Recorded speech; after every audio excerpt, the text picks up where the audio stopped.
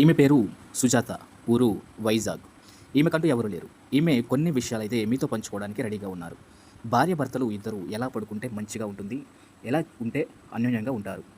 ఇద్దరు ఒకరికొకరు వీపు చూపుతూ పడుకోవడం వల్ల అర్థం ఏమిటంటే వ్యక్తిగత స్వేచ్ఛ, స్వాతంత్రతను సూచిస్తుంది.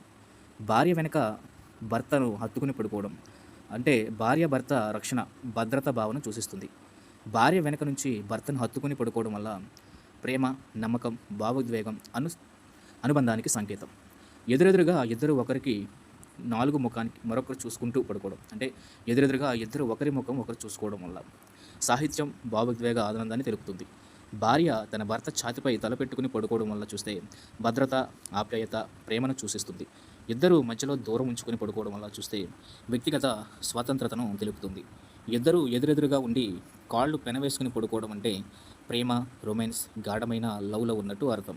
ఈరోజు భార్యాభర్తలు ఎలా పడుకోవడం వల్ల ఎలాంటి ప్రయోజనం ఉంటుందో తెలుసుకునే ముందు లైక్ చేయండి.